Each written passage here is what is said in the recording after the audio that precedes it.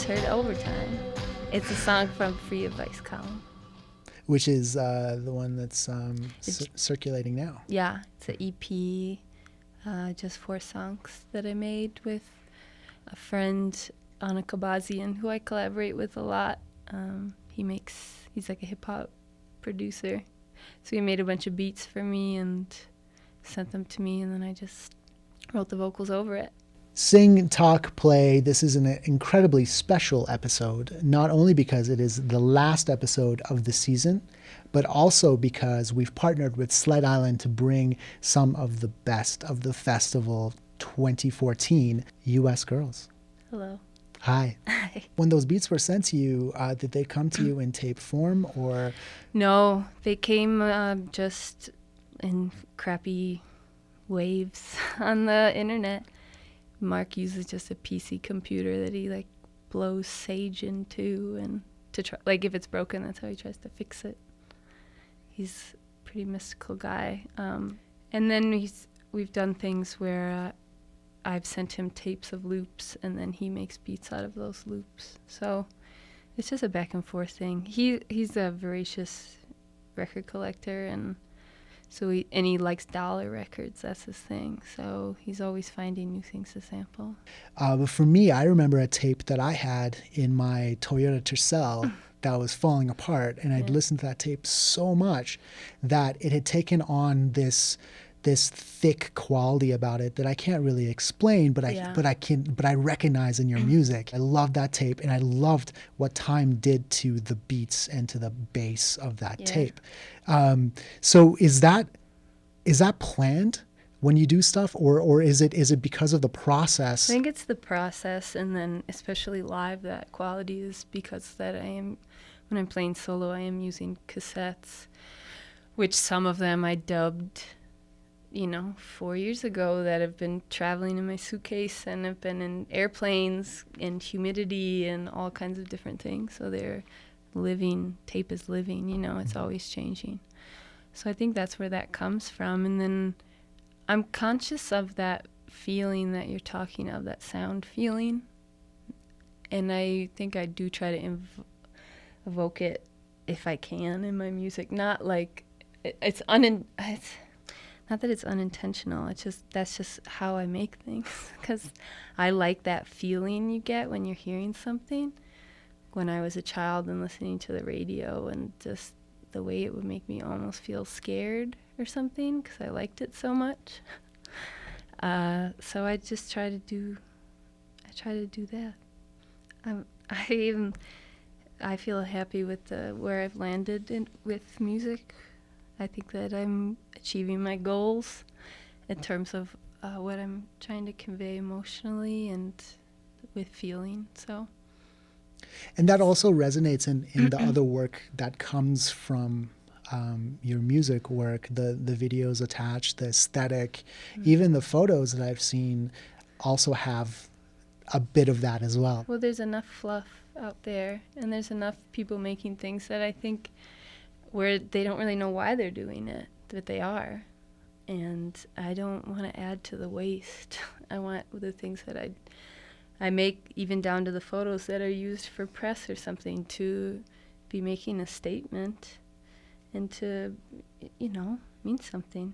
When I see someone perform, I may not like the music, but if I believe them and I think that they're in it and they're feeling something and have something to say, I can respect them and appreciate it. It's awful when you see someone, you want to ask them, why are you doing this? What's the point, But everyone wants to be a rock star or an artist or a filmmaker or these things, How is it now that you are playing with a band, more than just yourself, a couple of answering machine tape decks? Yeah, well, it's changed a lot of things. I played with a band for a bit after my record Gem came out. We went to Europe and did a tour, and that band was good. And it's the same people that I'm playing with now, but something wasn't right. It was good, but it wasn't great. And now the band is great. We have this girl, Simone, who's drumming, I think Simone joining the band really just shifted the dynamic or something that made it, it just clicked. So we're doing something now where we're taking the compositions that are sample-based and converting them to live performance. Interesting. So we're mimicking tape, literally with tape edits and stuff. Like, so the times are very strange. We have a whiteboard where we're doing lots of notes and things like this. But it's making me learn a lot more about music, working with my friends that are very talented, that know a lot of the kind of nuts and bolts that I don't. I'm all about feeling, right? I'm not about notes and these kind of things. So I'm learning a lot, and I think we're kind of making a new form of music.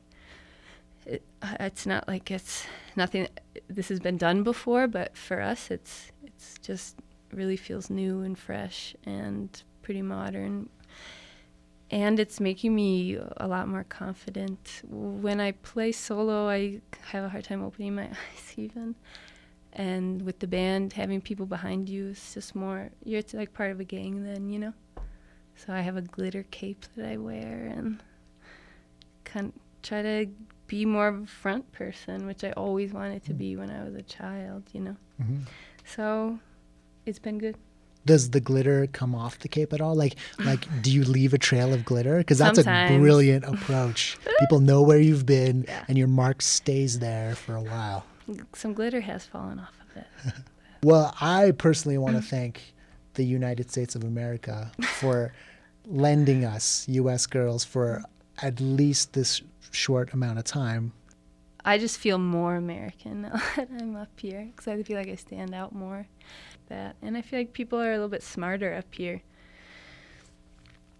I just think, but I do think that Americans make better music, so I don't know. It's kind of a Ouch. trade up. But I'm happy to be in Canada, and I look forward to raising children here. I think it's a good place to have kids, and there's definitely more support for artists and creative people in general. There's just more of an understanding that that is a job.